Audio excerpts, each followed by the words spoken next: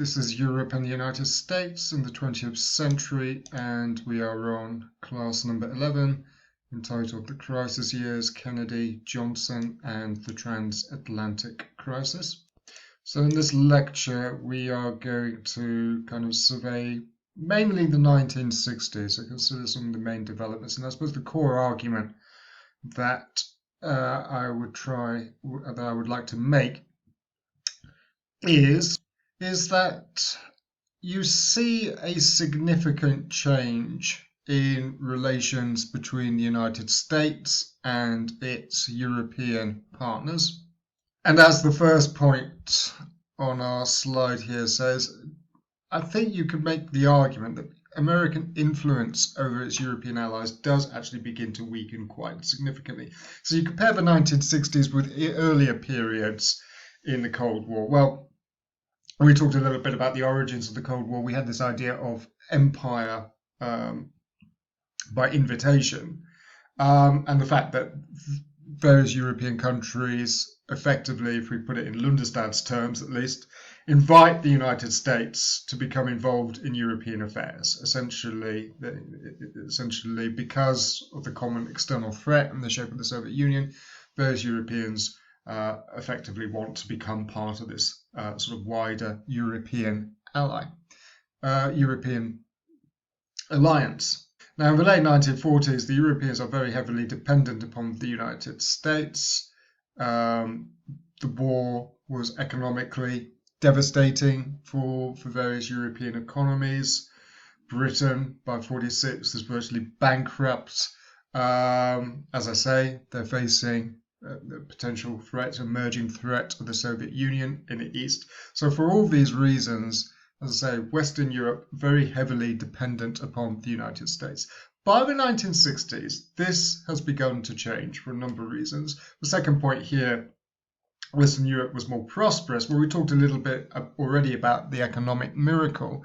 The point being that by the 1960s, economically, Western Europe is in a much more secure position in, as I say, in economic terms.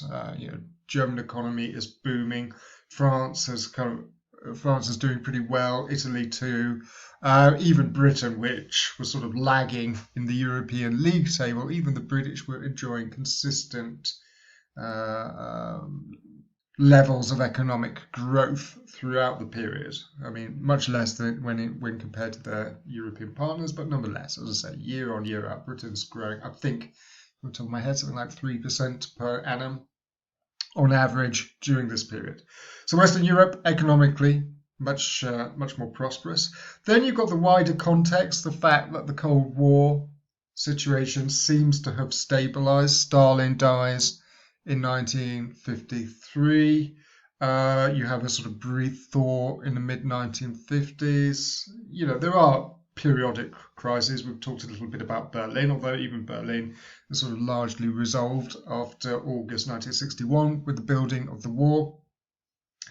And certainly after 1962, when you have the Cuban Missile Crisis, which is ultimately resolved between Kennedy and Khrushchev, after this period, the Cold War does seem to enter into a rather more sort of stable period, which again, obviously sort of influences Europe's relations with the United States. If you think that it was the menace of the Soviet Union, Stalin's Soviet Union in the 1940s, which basically bring the Americans and the Europeans together. If that menace appears to recede, which I think it does by the early to mid 1960s, if it recedes somewhat, it never entirely disappears, of course.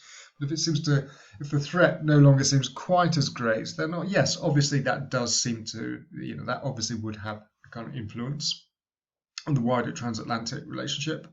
Then you have a sort of beginnings of a more globalized American foreign policy. As I say, Europe relatively stable, whereas Asia, Latin America, Cuba, these areas of the world certainly rather less stable, certainly problematic from the American perspective in national security terms.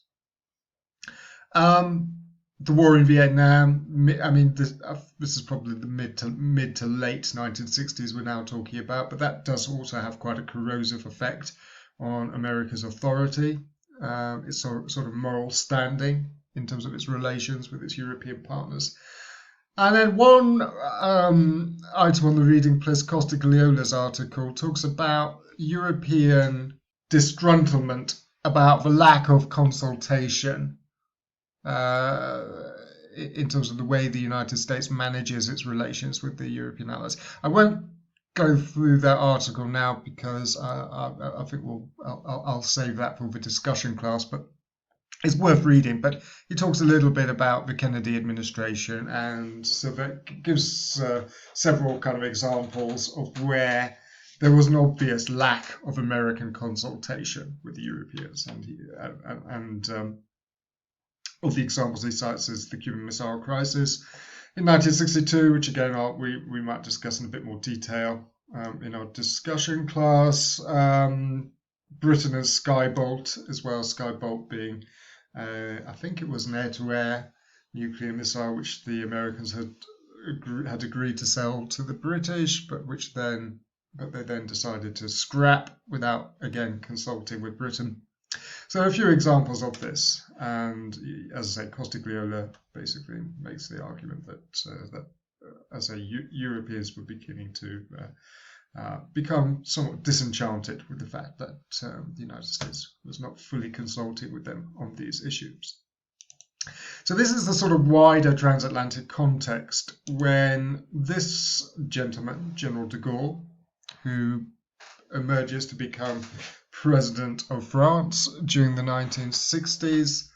De Gaulle comes to power, and as I say, already there's sort of wider signs that the transatlantic relationship is coming under strain. And I think it's fair to say de Gaulle himself was not an enthusiast for the transatlantic relationship. And there's a quotation here, which I think is interesting. His tragedy, this was, I think, from one of de Gaulle's French biographers and has been translated into English. His tragedy, it was said, was that though born to govern an empire, he had at his disposal only a state of the second rank. We'll talk a little bit about de Gaulle's biography and why he becomes such an important player on the international stage. In our discussion class, a couple of cartoons there which kind of amused me. Here we've got de Gaulle sort of sitting Louis XIV style on his throne, a map on the wall here with a very, very big France, a quite small USSR, USA, Algeria, we'll talk about Algeria in a moment, also on the map. And then a group of statesmen who have been granted an audience before the Sun King. From left to right, on the far left, that is Harold Macmillan, the British Prime Minister. And again, we'll talk about the sort of de Gaulle-Macmillan relationship in a bit more detail in a moment. In the middle, or next one along, is President Eisenhower, the American president, who is president in the first 2 years of de Gaulle's presidency. Next to him is Konrad Adenauer, and again, the relationship between de Gaulle and Adenauer was quite interesting. So the West German Chancellor, and then finally a very sort of fat-looking, thuggish Nikita Khrushchev, the Soviet leader. So as I say, all lined up to be granted an audience before, as I say, the Sun King. This is 1963. Okay, that's interesting. 1963. So maybe that isn't. I thought it was. Must be Eisenhower, surely. It's about 1963. Anyway, never mind. Below that, we've got écoutez-moi, messieurs. So listen to me, gentlemen. De Gaulle is saying, which the cartoon I think sort of captures the sort of imperious nature of de Gaulle. Another cartoon again featuring de Gaulle. This time 1965, so we moved on a little bit in terms of the various European statesmen. And we've got de Gaulle dressed in his sort of finery, nose turned in the opposite direction to the rest, and behind him have the other various European and American leaders, all part of NATO. And again, we'll talk a little bit about de Gaulle and NATO in a moment. Lemnitzer, I think he was the American general, the Supreme Commander of NATO forces. And on the far left, next to him, we've got President Johnson, who looks, I think, rather thin for Johnson, but anyway. Next to him is Germany. I think that would be the German Chancellor Erhard, so Adenauer's successor. Next to him is definitely Harold Wilson, and a few others there, statesmen who I'm not that familiar with. But the general point is, well, obviously, Europe and the United States going one way, and France under de Gaulle looking in a rather different direction. What both these cartoons capture, I think, is that de Gaulle sort of becomes this very imperious, quite austere figure in European politics who was determined, if you like, to try and make trouble. As one of de Gaulle's biographers, and I've included the chapter on the reading list, describes it as de Gaulle trying to upset the apple cart. So de Gaulle, right. I think we'll talk more about de Gaulle's biography, as I say, so in terms of what he was doing before he becomes French president in a bit more detail in our discussion class. So I would actually kind of ask you to maybe have a quick look at, if you're not familiar with his career, maybe find a Wikipedia entry or something like that, just to get a sense of who he was and what animated him. But the points here I would make, first of all, point number one, yes, de Gaulle had long been suspicious of the United States. So de Gaulle, long before he became president of France, had a fairly fractious relations with the United States. A lot of this stemmed from the experience of the Second World War. It should also be said that the Americans, certainly during the war, pretty much despised de Gaulle. So relations, during the war were certainly not great. But de Gaulle is then more or less sort of out of French politics. He's briefly Prime Minister of France when the war comes to an end, but he resigns in 1946 for various reasons, which I won't go into now, and is then this sort of aloof figure in French politics. He's not he's not in government. I don't think he's even in the French Parliament in the 1950s, the French National Assembly in the 1950s. But nonetheless, he has a presence, he has supporters. There are people who identify themselves as being Gaullists. But yeah, he is sort of detached really from the sort of mainstream French politics during the Fourth Republic. He comes back though in 1958 when France experiences this huge crisis over Algeria. De Gaulle is invited by the then French president to form a government. He agrees to do so. He agrees to accept the job of prime minister on the condition that he is allowed to rewrite the French constitution. De Gaulle had not been happy with the constitution of the Fourth Republic, so de Gaulle demands that the French constitution be scrapped and replaced with a new one. And it is de Gaulle who basically invents or constructs the Fifth Republic, which we have today. He then stands for the French presidency, making it clear that in the new Fifth Republic, that the president is going to be the preeminent political office, and he then governs France for the next 10 years as president, so from 59 through to 69. And as one of the chapters makes clear, de Gaulle has a very sort of pronounced vision for international relations. I think it's fair to say that foreign policy, in the constitution of the Fifth Republic, the president ultimately has responsibility for foreign policy and national security policy. The Constitution makes that clear. But that also sort of reflected de Gaulle's interest. He was very much a foreign policy president. One of the hallmarks of his presidency that he does a lot of traveling across the world, including visits to South America, Canada, the United States, you name it.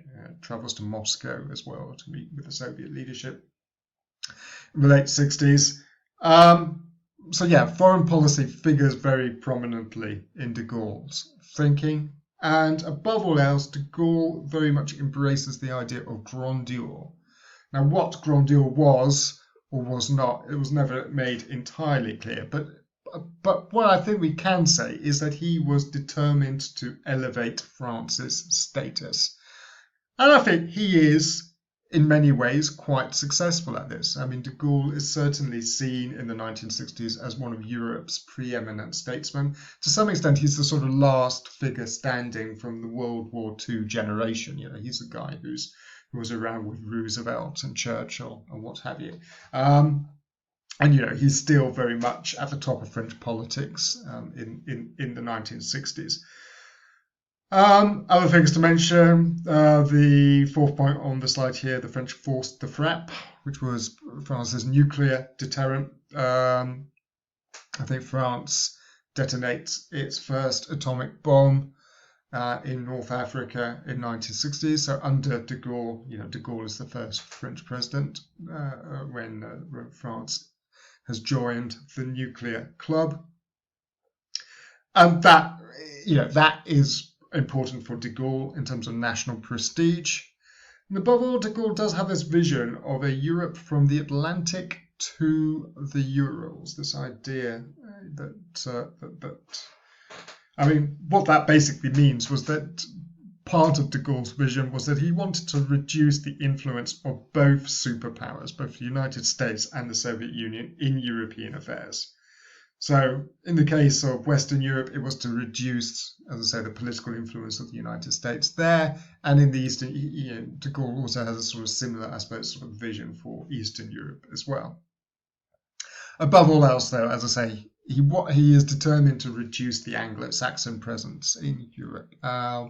One point that the biographer makes is that when visiting other countries, de Gaulle would generally try and speak a few words of the language of the country that he was visiting. He spoke German, for example, pretty well. In fact, he travelled to Germany on at least one occasion on a state visit and delivered speeches in German. The one exception to that was English. I don't think de Gaulle ever learnt to speak English particularly well.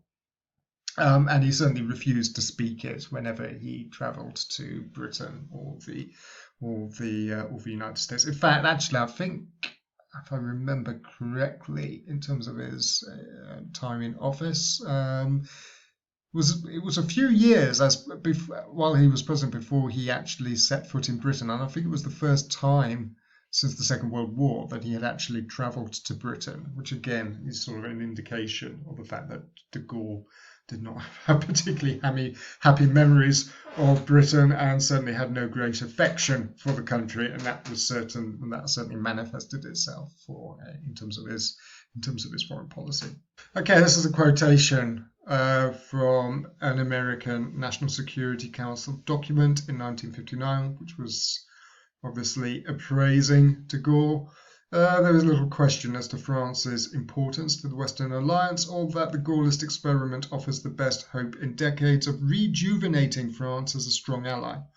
Nor is there any argument that a strong, if nationalistic France is so important to long-run US interests that, to the extent compatible with US interests, we should do all we can. So we should do all we reasonably can to accommodate de Gaulle. That's quite revealing. I think this is quoted in Lundestad, but it seems to suggest that American officials, at senior levels, wanted to try and develop a constructive relationship with de Gaulle, and a feeling that perhaps de Gaulle's emergence as France's president, that might not necessarily be such a bad thing from the American perspective. Should be said, I mean, France in the 1950s, I mean, on the one hand, the 1950s are a good decade for France in economic terms. As I say, this is the beginning of the 30 glorious years of French economic growth. On the other hand, there is a great deal of political instability in the Fourth Republic. You know, governments come and go.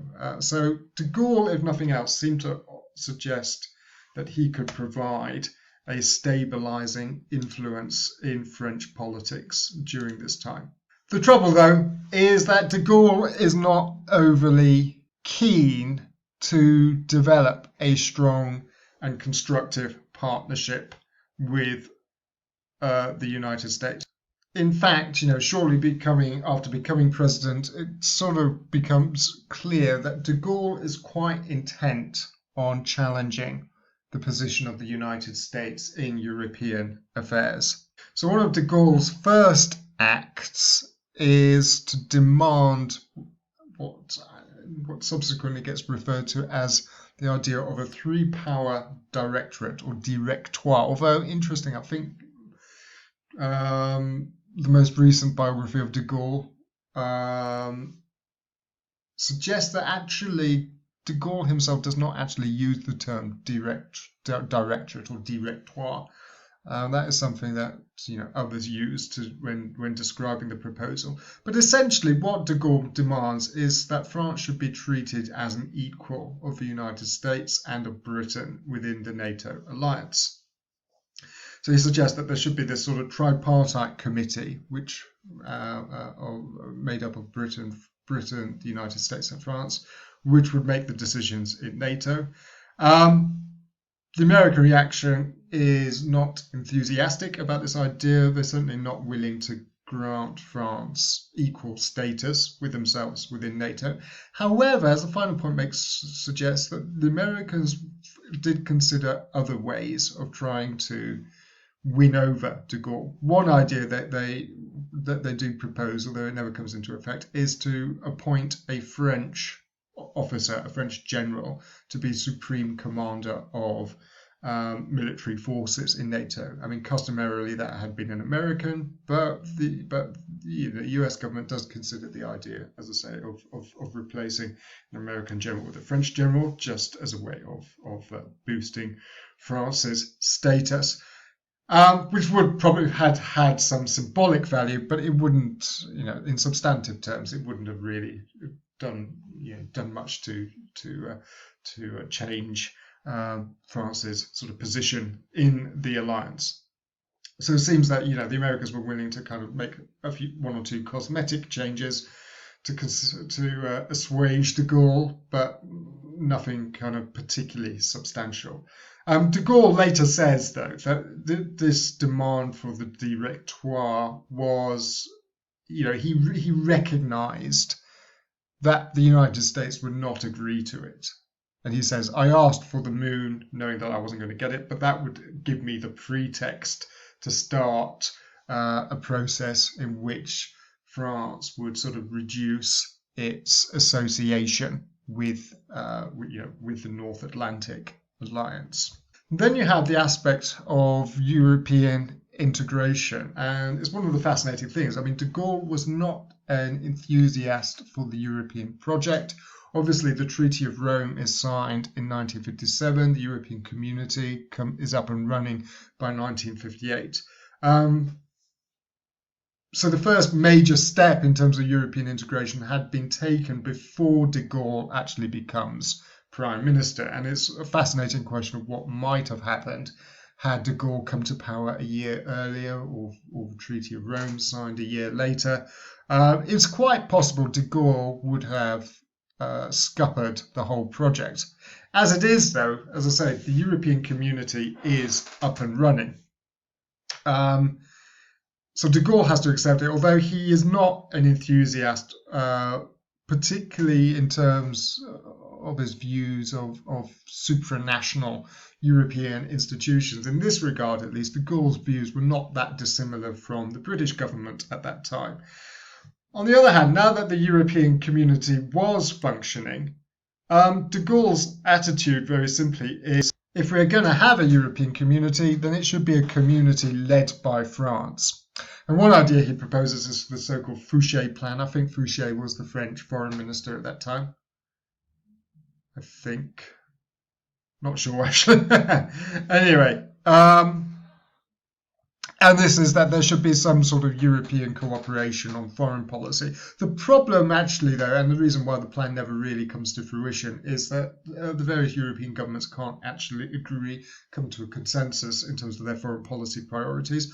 Ultimately, de Gaulle's vision of foreign policy is one in which Europe basically reduces its links with the United States, something that other European governments simply aren't willing to, willing to support. And when that sort of anti-American aspect of de Gaulle's thinking seeps through into a proposed document, other European governments sort of react by that they're not going to cooperate on these particular terms.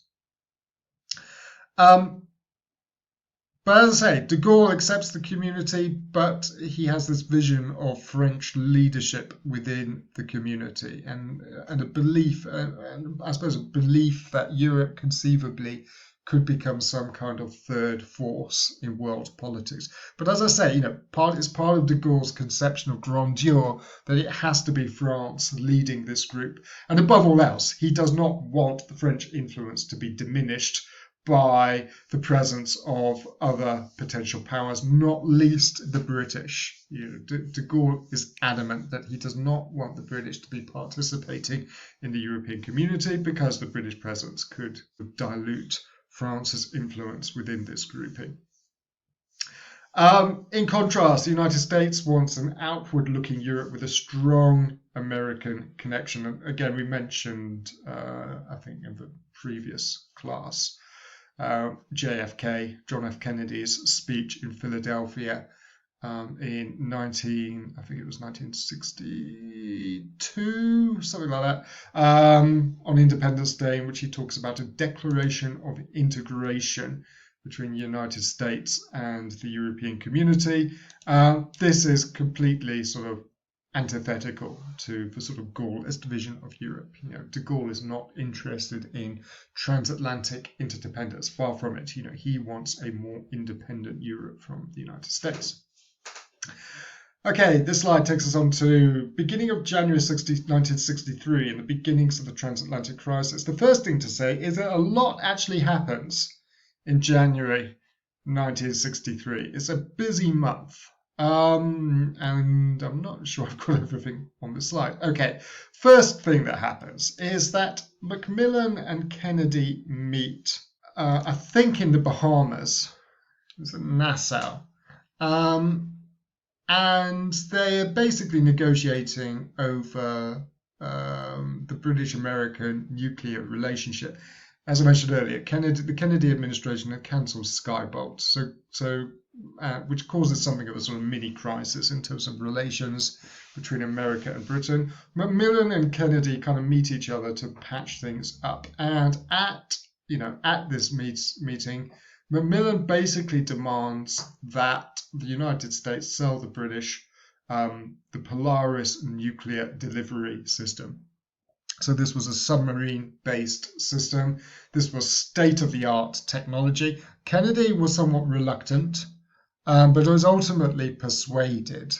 Macmillan basically says, that the whole special relationship basically rests on Anglo-American cooperation in these kinds of matters. So Kennedy ultimately decides that the British will be allowed to purchase at a pretty good rate. So Macmillan secures a pretty good deal. But the British will be allowed to purchase, as I say, the Polaris nuclear delivery system. Now, why is this important for de Gaulle? Well, when de Gaulle hears about this, he is shocked and deeply disheartened by the fact that, as he sees it, the British, and not without good reason actually, but as he sees it, the British have basically traded away their independent nuclear deterrent. So instead of having their own nuclear weapons, they are now going to be solely reliant on the United States to supply them with the necessary, with the necessary tools for that. So de Gaulle basically views this as the British signing away their independence, effectively. That the British are basically going to be subservient to the United States. And this is not a posture which de Gaulle thinks is appropriate for a proud, independent nation. So it sort of confirms de Gaulle's worst suspicions. His worst suspicions are that the British are effectively the 51st state. And as I say, the kind of Kennedy-Macmillan agreement basically confirms that. And I think this is one of the main, it's not the only reason, but it's one of the main reasons why in January 1963, de Gaulle very publicly in a press conference, televised press conference, announces that he was going to veto the British application for membership of the European Community.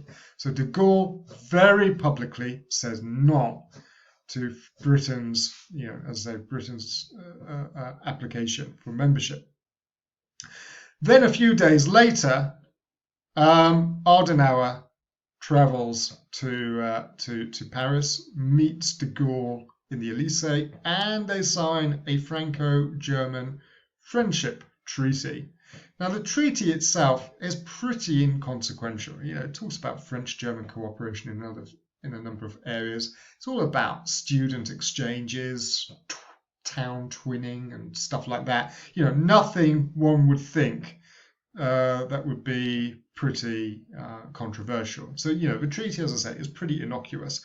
Nonetheless, the Americans and the Kennedy administration are pretty horrified, to the point at which Kennedy actually publicly describes the treaty as an unfriendly act, which in diplomatic terms is pretty hard-hitting. Why do the Americans react so badly to this? It's not so much the treaty itself as the fact that Adenauer and de Gaulle appear to be working together, and the sort of nightmare scenario from the American perspective is what might happen if West Germany suddenly came into de Gaulle's orbit. What if Adenauer, West Germany's senior statesman, started to pursue a more Gaullist policy? Should also be said that de Gaulle goes to, as President of France, de Gaulle goes to great lengths to court Adenauer. I think Adenauer is the only foreign statesman to actually be invited to stay at de Gaulle's house. There is something of a sort of love fest between de Gaulle and Adenauer. So the United States is becoming somewhat apprehensive about the sort of burgeoning and developing de Gaulle-Adenauer relationship. On the other hand, I think perhaps America's worst fears were somewhat overblown. Yes, I think Adenauer sort of admired de Gaulle, wanted a close working relationship with him, but he never considers abandoning the United States or withdrawing West Germany from NATO or anything like that. Nonetheless, as I say, the treaty does cause shockwaves. One response to that is, one response is that Kennedy, in the summer of 1963, travels to Europe, and I think it's pretty clear that that his intention was to try and shore up the transatlantic alliance. So Kennedy visits his ancestral homeland in Ireland, plants a tree in Dublin, stuff like that. Goes on to Britain. Meets with, I think it's still Macmillan by this stage, then heads off to West Germany. It's during this visit that Kennedy gives his very famous speech in Berlin. So he travels to West Germany, then hotfoots it to Berlin and gives a speech just in front of the Berlin Wall, in which he says, Ich bin ein Berliner. And essentially basically says that the United States is fully committed to the defense of Berlin and Europe. Conspicuous by its absence, though, is France from Kennedy's itinerary. It's a pretty public snub. Kennedy basically meets everybody else of any significance in European politics in the summer of 1963, but not de Gaulle, which again is an indication, if you like, that the United States is not overly enamored with the general. I should say as well, yeah, I mean, after that, Adenauer retires at the end of 1963 as Chancellor to be replaced by Erhard, and there is some evidence to suggest that the United States might have played a role, let's say, in persuading the Christian Democratic Party in Germany that it might be a good idea for the old man to finally retire and for a new leader to take over. Erhard, I think, was perhaps even more Atlanticist, let's say, in his predisposition than de Gaulle. It's certainly true that de Gaulle's relations with Erhard were nothing like as good or nothing like as close as they had been with Adenauer after he's out of the way. Now, as we mentioned, the United States did agree to sell Britain nuclear weapons, or the Polaris nuclear delivery system, I should say. But in this period as well, that the United States is beginning to become increasingly preoccupied with independent nuclear deterrence. And the Kennedy administration, there are two issues, I suppose. The Kennedy administration is uneasy by the fact that Britain and now France have nuclear weapons, which they have authority over, but little or no influence in terms of how and when they can actually be used. There's also the issue of West Germany. The West Germans themselves, the West German political leadership, particularly West German conservatives, were becoming increasingly unhappy with the fact that France and Britain had become nuclear powers, but Germany was being prevented from developing nuclear weapons. So I think the United States was becoming increasingly conscious, especially given the fact that Adenauer, as I say, was sort of interacting with de Gaulle. I think the Americans were beginning to be, quite sensitive to West Germany's concerns. One idea they come up with is the notion of a multilateral force, which was just abbreviated to an MLF. And this was the idea that there could be perhaps some kind of surface based naval nuclear force. Which was going to be a sort of supranational sort of entity. So the ships on which which would sort of host these weapons would be sort of multinational. So, the crews would be mixed. And that basically every NATO state would contribute to this force, and all member states would have the ultimate say when it came to how these weapons were to be deployed or how or when they could actually be used. There were certain advantages from the American perspective from the idea of an MLF. The first was that it would symbolically give the Germans some kind of control, some kind of say over nuclear weapons, and that was significant. The other really important thing, though, from the American perspective, was that it would give the United States some kind of say, or basically it would give the United States a veto over when these weapons could actually be used. Because this was going to be a multilateral force, and the United States, Canada, the rest of NATO would all be contributing, and because each country had a veto, it effectively meant that, as I say, the United States could kind of prevent any of these weapons being used by exercising its veto.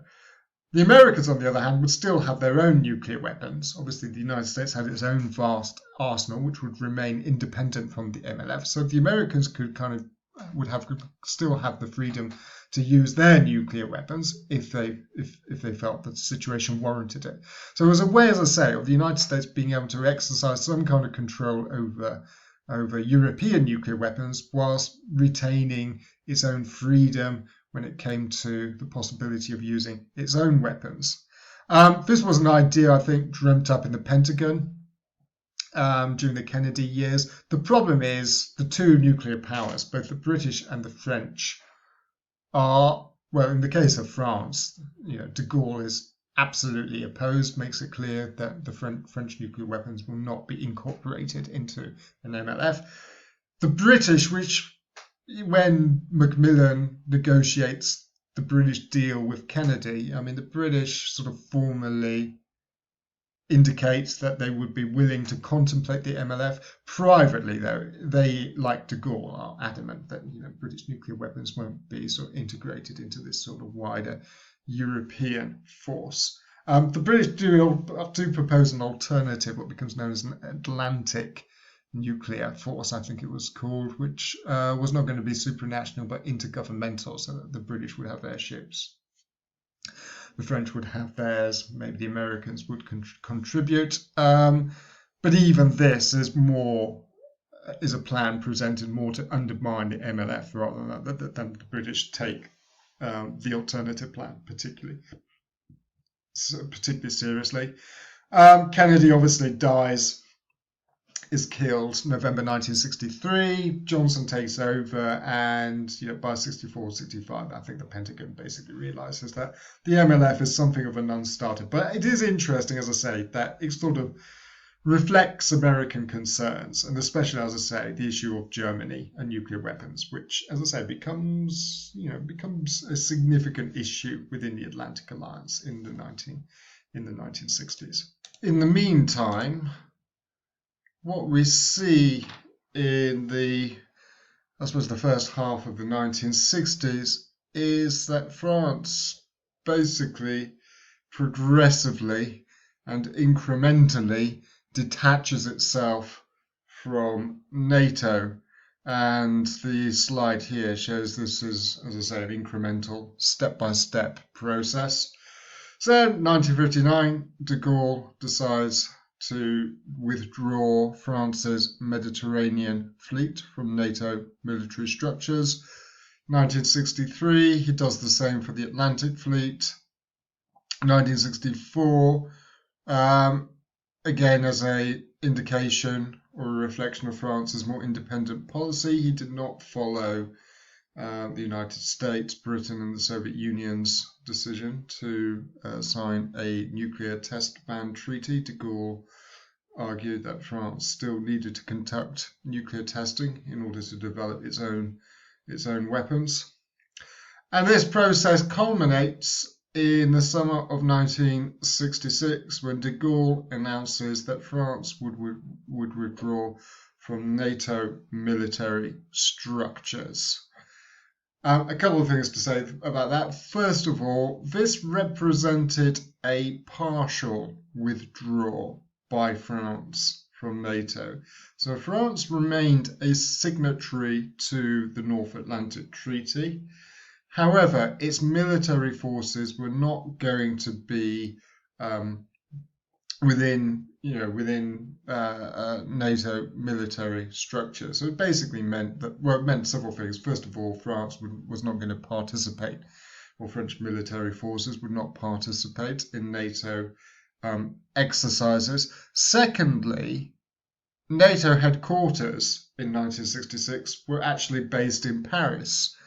So one consequence of France's withdrawal was that NATO headquarters had to move. NATO had to be kind of redeployed from Paris, move a couple of hundred kilometers up the road to Brussels, and relocate there, where the headquarters remain to this day. Which is what I say there.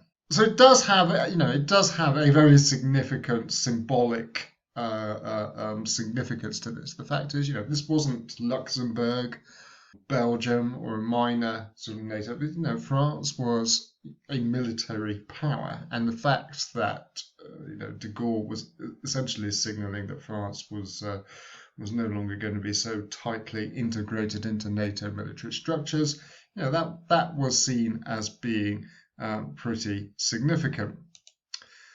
The reaction to France's withdrawal is interesting, and one of the readings for the next class, the Wenger article, which is pretty long and quite technical, but it is interesting in that it does examine quite carefully how the United States and other countries sort of react to France's withdrawal.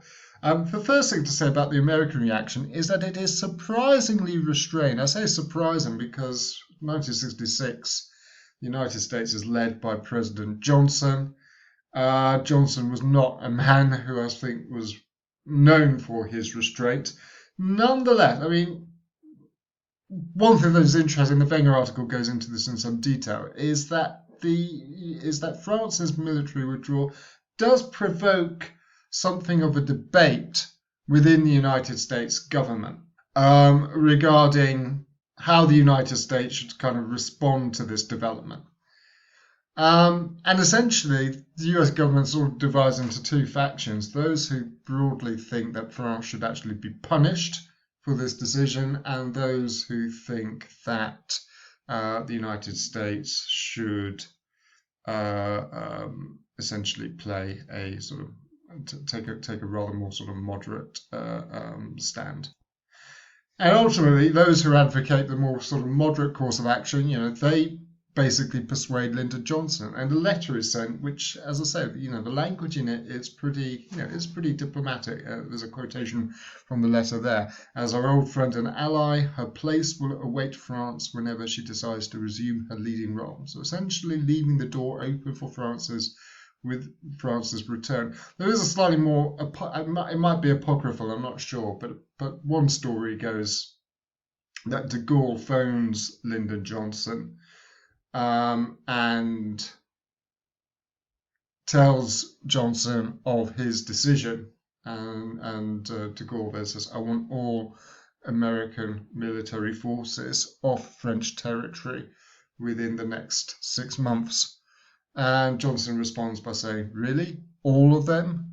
What, even those that are actually buried in French territory?" Just reminding de Gaulle that actually American soldiers, American servicemen had lost their lives liberating France in 1944, and had fought obviously to defend France during the First World War.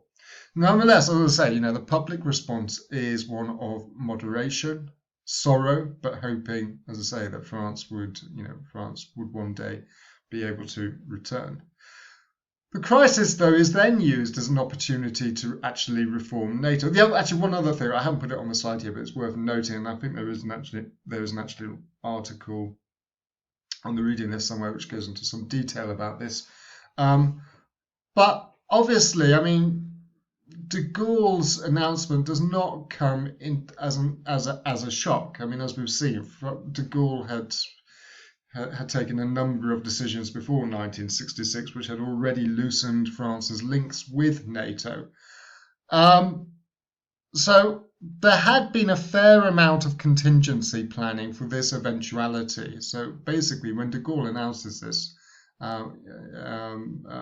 the United States and other countries immediately spring into action. It's actually the British who played the leading role. But the following day, the North Atlantic Council, which is the sort of NATO's sort of assembly, well, not assembly, decision-making, policy-making committee, issue a declaration of solidarity.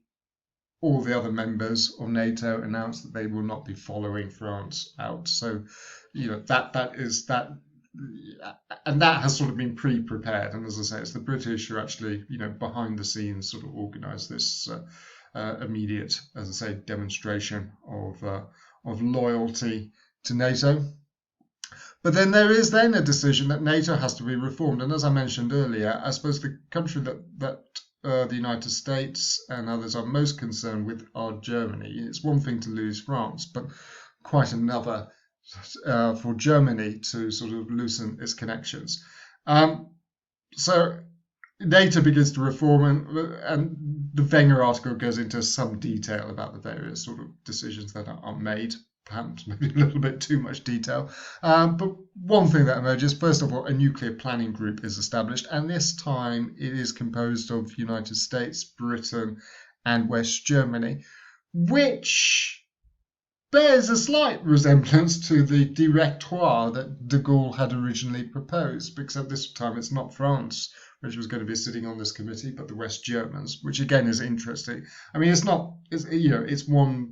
one aspect of NATO, it's the nuclear planning group, but it also, I suppose, gives the West German government a sense that they are actually kind of contributing to at least NATO's nuclear policy. They might not actually have nuclear weapons themselves, but they are actually, they have a seat at the table when it comes to deciding how these weapons might be deployed, or how they might even be used if the circumstances required it. And similarly, trilateral consultations between Britain, the United States, and West Germany, which again, bears some resemblance to de Gaulle's initial idea of some kind of directoire. So there is a very strong desire to ensure that Germany, West Germany, remains kind of entrenched inside NATO. Should also, on the nuclear issue, should also be mentioned, late 1960s, there is a time of diplomacy in which the Non-Proliferation Treaty is beginning to be drawn up. The NPT is very controversial within Germany. German conservatives in particular dislike the idea of West Germany signing this treaty. I think Adenauer describes the Non-Proliferation Treaty as Potsdam squared, meaning even worse than Potsdam, which had decided Germany's fate at the end of the Second World War. And the Wenger article talks about, with the issue of Germany, there were various ideas floating around, and they were kind of divided into what were known as software solutions, which were things like the Non-Proliferation Treaty, which were international treaties and things like that, and hardware solutions, in which were things like, I suppose, the multilateral force, which were actual, tangible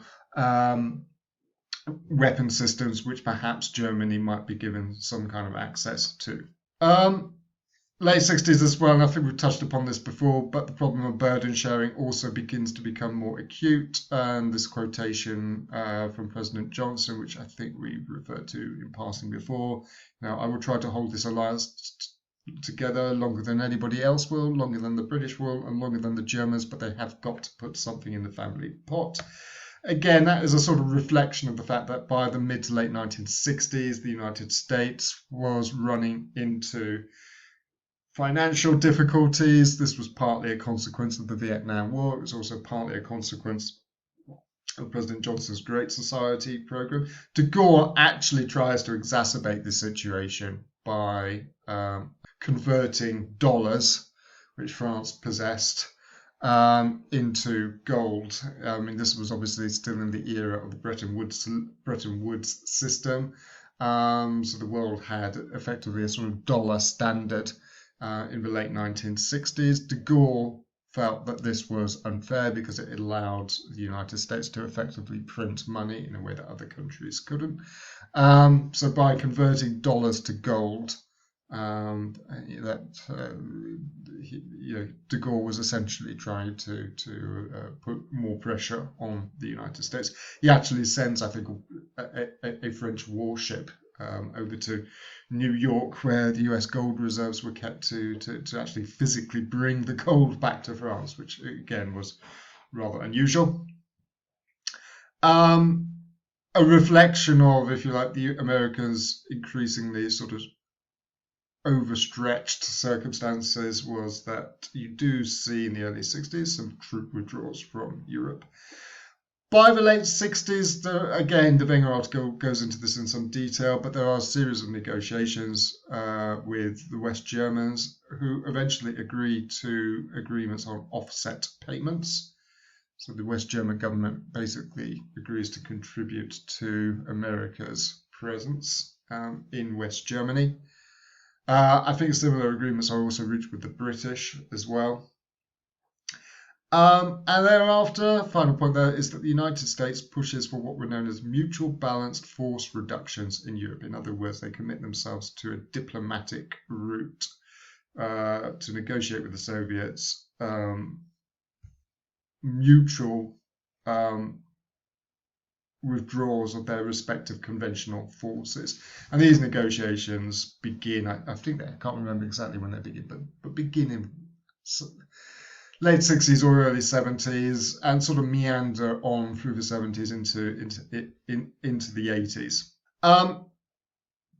Also, in this period, we do see some significant changes in NATO's strategy. In particular, and I think this appears during the Kennedy administrations at the beginning of the 1960s, the United States commits itself to a policy of flexible response. So whereas the Eisenhower administration had emphasized as part of its strategy the importance of nuclear weapons, an awful lot of the United States basically relied very heavily on nuclear weapons. So if a war had broken out, the United States would have gone nuclear very quickly. Kennedy found this strategy problematic and felt that more emphasis should be placed on conventional forces. Kennedy was keen to increase the United States' conventional capacity. That did sort of raise European concerns, though, that there were continuing doubts about whether or not the United States, if it came to it, whether the United States would be willing to go launch a nuclear war against the Soviet Union in order to defend Western Europe. So there was a feeling that by putting more emphasis on conventional forces, the United States might actually be weakening the so-called nuclear umbrella. Final point there, the United States also wanted a stronger political role, and this also sort of developed in the late 1960s, partly, I think, as a consequence of France's withdrawal. And I think the next slide goes into some detail with that. It's around this time that there is significant talk about détente, about basically trying to kind of reach out towards the Eastern Bloc. President Johnson in the late 60s talks about bridge building with Eastern Europe. It also, to some extent, sort of corresponds with the idea of German Ostpolitik, which we'll talk in more detail in the next class. Suffice to say, though, I mean, in West Germany at this time, so we're talking mid to late 1960s, the notion of détente and reaching out to Eastern Europe is still extremely controversial. One consequence, I mean, when Johnson talks about bridge building, I think in 1966, I think one consequence of that is that Erhard government falls because it's seen as it's to some extent sort of kind of clashing with West Germany's sort of traditional policy on this issue. Late 60s, though, the Hamel report. Hamel, I think, was the Belgian foreign minister who chairs a report on NATO. And the report basically says that NATO should be, part of NATO's mission should be to try and seek to improve East-West relations. In other words, NATO should not just be simply a military alliance. It should not be there simply to deter the Soviet Union, but also it should have a stronger political role. And essentially, the report was saying that part of NATO's mission should be to promote East-West détente as well. Again, it's around this time they start talking about this idea of a dual-track strategy. So yes, a military strategy, but also a diplomatic strategy. The West's relations with the communist. After 1966, then, so I mean, in some ways, France's withdrawal from NATO is a sort of culmination of de Gaulle's efforts to try and extricate France from NATO structures. Should also be said, almost as soon as de Gaulle has announced this, he then visits Moscow again to sort of demonstrate France's independence. Of course, Khrushchev and the Soviet leadership were extremely pleased that France was sort of weakening its ties with the North Atlantic Alliance. That said, though, ultimately they don't take him all that seriously. The Soviets are kind of pleased that France is behaving in a more independent manner. They don't really kind of view de Gaulle or France. They don't take de Gaulle or France as seriously as de Gaulle would actually have liked. From the perspective of Moscow, Washington was still, the major player in terms of kind of East-West relations, and so de Gaulle's ambitions, French grandeur, if you like, never really quite reaches the levels that, or the heights, I suppose, that de Gaulle was seeking in the late 1960s. After the French withdrawal, though, I mean, discreetly Franco-American relations sort of improve. France doesn't cut all its ties, obviously, with NATO, and there's actually still a lot of sort of behind the scenes cooperation. America actually continues in secret to help France with its nuclear program, which again, neither side were particularly, wanted to acknowledge too much about that. And then, yeah, 1969, Nixon becomes president. It should be said, I mean, de Gaulle's relations with Johnson were, I mean, I think they only met each other twice. One was at President Kennedy's funeral in 1963. I think they meet one more time at another international conference, but the relationship between the two was never particularly close. Johnson retires anyway at the beginning of 69. Nixon takes over as president, and Nixon and his national security advisor in 69, Henry Kissinger, were both admirers of de Gaulle. In fact, shortly after he becomes president, Nixon takes a sort of European trip and visits de Gaulle in Paris whilst he's on that trip to Europe, and the two get on pretty well, and relations sort of seemingly improve. De Gaulle liked to play the sort of elder statesman and lecturing the sort of new American president. The one piece of advice that was not particularly welcome to Nixon, though, is that de Gaulle basically tells Nixon that he really needs to withdraw from Vietnam. It should be said, de Gaulle had actually been pretty critical of the war in Vietnam, despite the fact that obviously the Americans, to some extent, the Americans largely take over from the French in the region. One final thing to say about de Gaulle is 1968. De Gaulle faces a massive political crisis in France. This is the year of the student protests. It was a very tumultuous year right across the world. 1968. In France, as I say, massive student protests, which reached the point that for a moment it looks as though de Gaulle might actually be driven from power. He actually disappears for a few hours. Not dissimilar to North Korean leader. Actually, I mean, as I say, it's only a few hours, but for a brief moment, nobody's quite sure where de Gaulle is. He actually visits a French military base in West Germany, and he sort of resurfaces. But he sort of weathers the storm, comes back, and is still president in 1969. But then calls a referendum for a relatively minor change in the French constitution. But when he loses the referendum, he uses that as an excuse to resign the office. And I think many historians suspect that by 1969, de Gaulle was basically looking for a way out of the French presidency. He resigns. He's succeeded by his prime minister, Pompidou. Pompidou had been very much a sort of de Gaulle's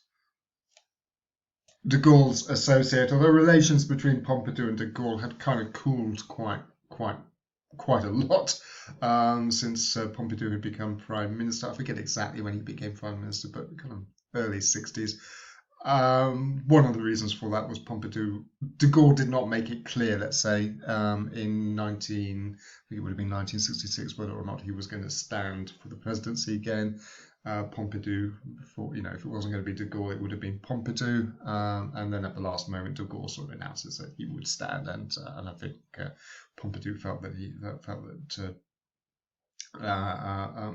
de Gaulle had not handled the situation particularly well. Anyway, Pompidou succeeds de Gaulle in 1969, and that does lead to quite a significant change in French policy in several respects, not least when it comes to Britain's possible membership of the European community. Pompidou was certainly rather more open to that idea than de Gaulle had been, and as a consequence of that, a few years later, of course, Britain does. 73. De Gaulle, though, leaves office, as I say, 69, and in terms of his foreign policy, I think you have to say, I mean, basically de Gaulle wanted France to matter. I mean, that was basically what grandeur was about, that France should be taken seriously. And in this regard, I think you have to say that de Gaulle was actually reasonably successful. One point that a historian has made is that when you look at American documents in the 1960s, there are more documents in the American archives devoted to France and de Gaulle than there are actually to the Soviet Union. So de Gaulle was successful in turning France into a major foreign policy headache for the United States. And as I say, de Gaulle does become this sort of elder statesman. He's a globetrotter. He visits many, many countries while he is president. So he does, I think, elevate France's standing quite significantly in international politics in the 1960s. Whether he was more successful in his larger role, particularly in creating a sort of European third force, I think that is rather more open to debate.